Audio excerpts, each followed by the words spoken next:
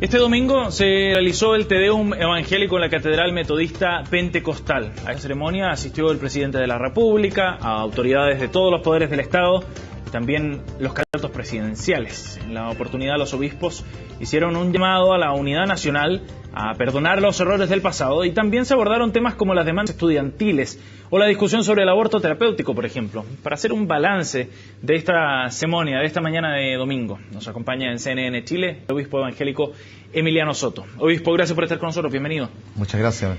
¿Me equivoco o no? Corríjanme ustedes si es que hablamos de representante de otra corriente, para hacer la aclaración antes de comenzar la entrevista, dentro de la Iglesia Evangélica. Sí, bueno, en realidad podría ser un sector diferente del que hizo el Te Deum en JB. Me gustaría hacer algunas salvedades antes de conversar. Por ejemplo, porque me decía que este Te Deum es uno de tantos que se realizan a nivel nacional, ¿no? En Santiago y también a nivel nacional se harán unos 100 Te Deum, y especialmente en este fin de semana. A mí me tocó participar, por ejemplo, en Maipú, anteriormente estuve en Santiago Centro, en la Florida, en diferentes lugares nos ha tocado participar.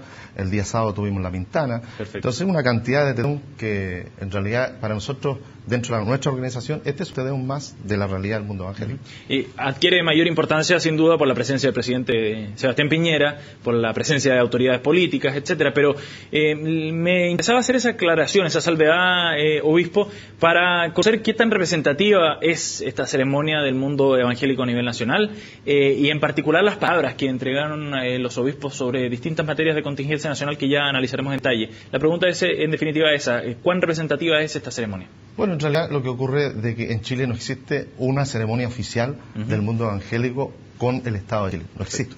Por lo tanto, cualquier otra ceremonia es una ceremonia oficiosa que se le da un carácter, digamos, de alguna manera oficial, porque el presidente va con banda presidencial, porque se hacen honores a la entrada del recinto, u otro tipo de acciones internas, pero definitivamente no existe una ceremonia oficial de la Iglesia Evangélica con el Estado de Chile. Y lo que escuchó hoy usted en esta ceremonia de parte de los otros obispos de la Iglesia Evangélica, ¿le representa, le hizo sentido, le parecieron los tonos los adecuados y las palabras adecuadas en esta ceremonia?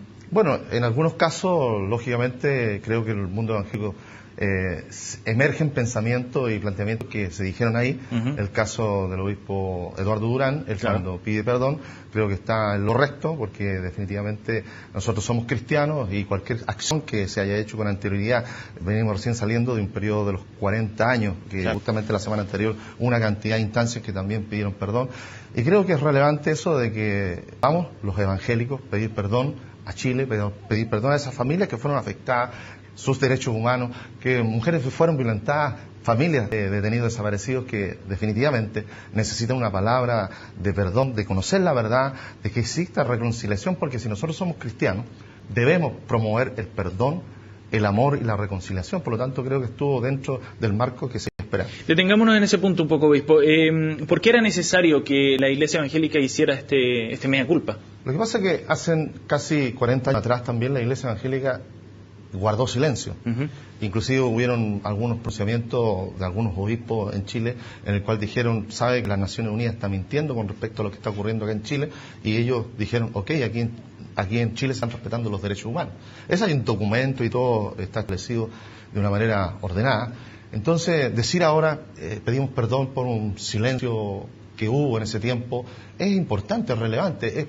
Es que muchos evangélicos, un segmento de la Iglesia Evangélica, estuvo guardando silencio y además no dijo nada cuando se estaban violentando los derechos humanos en este país. ¿Y por qué no lo hizo en esa época la Iglesia? Porque la información a veces llega de una manera equivocada a donde tiene que llegar.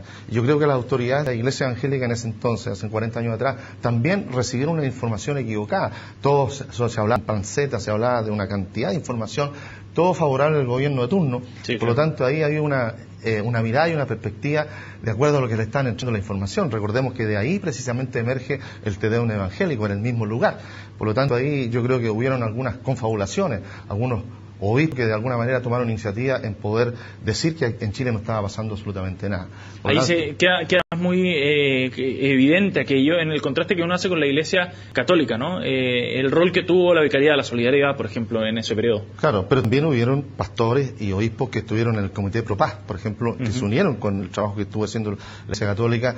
Nos recordamos del obispo luterano Helmut Frenz, que fue una de las personas que estuvo ahí junto con la Iglesia Católica, que luego a futuro fue expulsado de Chile precisamente por mantener una posición con respecto a la vida y con respecto a fortalecer el trabajo de los derechos humanos. Sí, claro. Ahora, obispo, volviendo a las palabras que se entregaron hoy en este Te Deum, se hizo una mención especial al presidente Sebastián Piñera. Se le agradeció por su gestión, por su labor en estos ya casi 4 años de gobierno, en esta administración que acaba. ¿Cuál es la evaluación que hacen ustedes de este gobierno en materia precisamente de la libertad de culto, de el respaldo a la tarea que realizan el mundo evangélico? Bueno, en realidad yo creo que, lógicamente, una diferencia, dar los agradecimientos de alguien que está concluyendo y nos sumamos a ese agradecimiento por haber estado 4 años dirigiendo una nación con todas las complicaciones que se ha tenido y que todos hemos visto. Ahora, con respecto a la realidad y el segmento evangélico, el presidente Sebastián Piñera prometió al mundo evangélico 30 medidas que lamentablemente no se llevaron a efecto. Y algunos criticaron precisamente el incumplimiento de esas 30 medidas. Sí. Ahora, dentro de la globalidad podrán haber siempre algunos hechos, algunos hitos importantes que el presidente Piñera hizo con respecto a lo que es la globalidad del país. Y con respecto al mundo evangélico se avanzó muy poco en realidad. ¿Por qué? Porque nosotros en los gobiernos anteriores promovimos el tema de los capellanes dentro de las Fuerzas Armadas, hubo un Día Nacional del Mundo Evangélico feriado, hubieron hitos tremendamente relevantes que han sido conseguidos en democracia o dentro de los periodos de los señores Erwin, Frey, Lago y también Bachelet. Por lo tanto, hubo también un muy buen trato con el mundo evangélico, hubieron cosas que se lograron de forma efectiva, notoria, que todos los evangélicos estamos agradecidos y se ha venido desarrollando de una buena manera. Pero si nosotros pudiésemos decir qué hito importante tenemos en el gobierno de Sebastián Piñera con el mundo evangélico, no podríamos decir absolutamente nada. No podríamos decir absolutamente nada, ninguna cosa relevante, importante. ¿Ninguno de esos 30 puntos que...? Algunos puntos, hay uno de los puntos en el cual se ha hecho alguna capacitación de proyectos para fondos concursables a nivel de país y eso también se ha logrado. Pero dentro de otros puntos que estaban establecidos no se logró absolutamente nada. ¿Qué le hubiera gustado a usted, por ejemplo, que se hubiera cumplido como lo más importante quizás? Mira, hay un concepto que nosotros lo venimos diciendo desde el principio, concepto de igualdad religiosa.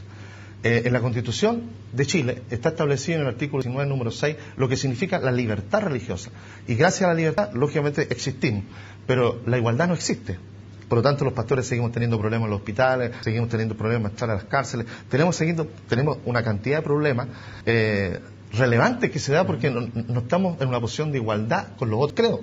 Definitivamente, por ejemplo, en estos momentos el Ministerio Social canaliza una cantidad de recursos tremendamente importantes para entidades de la Iglesia Católica, pero para el mundo evangélico da una mínima cantidad. ¿Se siente menospreciado en ese sentido? Yo creo que, de alguna manera, el avance que ha tenido la Iglesia Católica en este país es notorio, evidente, y lógicamente hay mucha credibilidad de parte hablemos decir, del funcionario de Estado, llámese ministro o secretario, pero la Iglesia Evangélica no deja de ser importante en el sentido de que es un credo importante. Y lo otro que también tenemos casi 3,5 millones de evangélicos en Chile que estamos también desarrollando y también estamos teniendo una acción social importante. Entonces ahí hay una gran diferencia de qué manera se distribuyen los recursos a las entidades religiosas. Obispo, en ese sentido, en esta línea, ustedes entregaron su apoyo a Michelle Bachelet. ¿Por qué? No se ha entregado ningún apoyo a ningún candidato.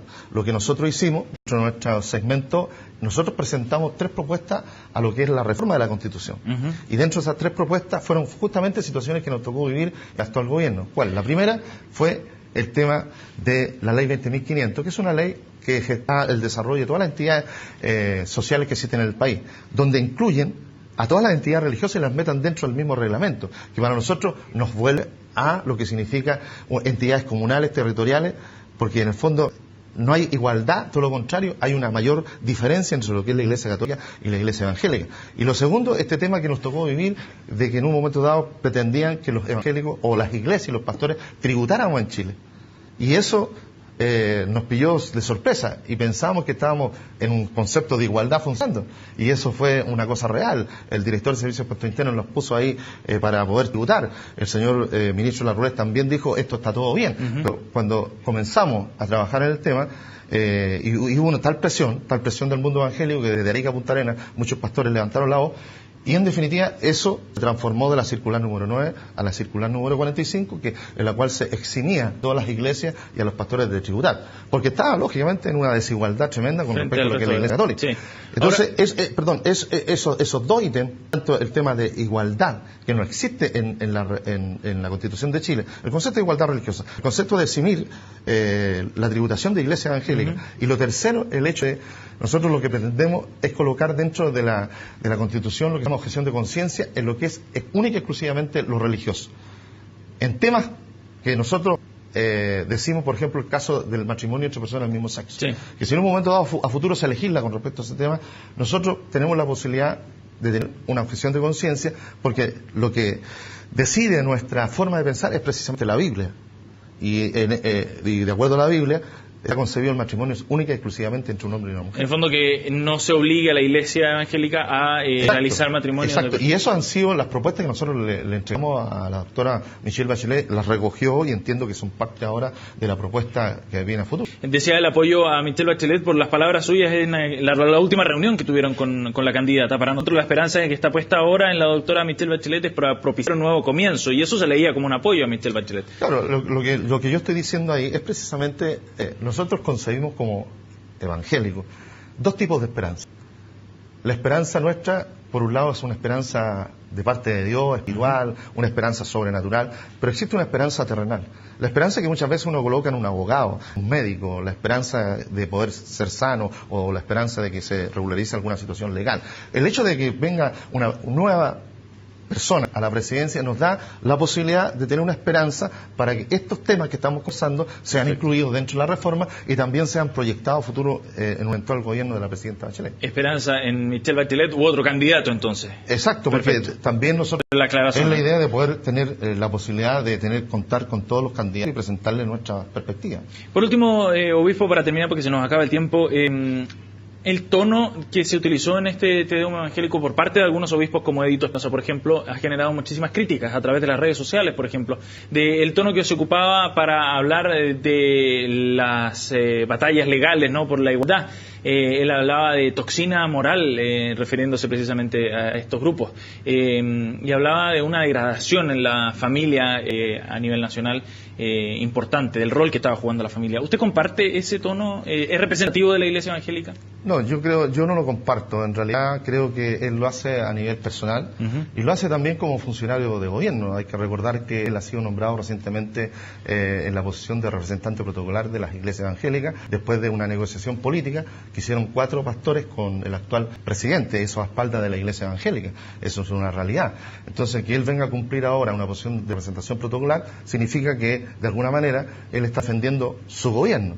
Y eso es lo que en un momento dado él pudo haber planteado, y lo hizo de una manera extremadamente vehemente, que hay muchos evangélicos que definitivamente, a pesar que en algunos puntos pudo haber tenido razón, pero no compartimos la forma como él transmite de una manera, para nosotros creo que hiere mucha sensibilidad. Definitivamente, y queda manifiesto en las redes sociales hoy día por lo menos. Exacto.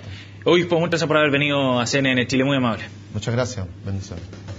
Hacemos un alto, una pausa, nos separamos por unos minutos, volvemos de inmediato con más noticias, no se vayan.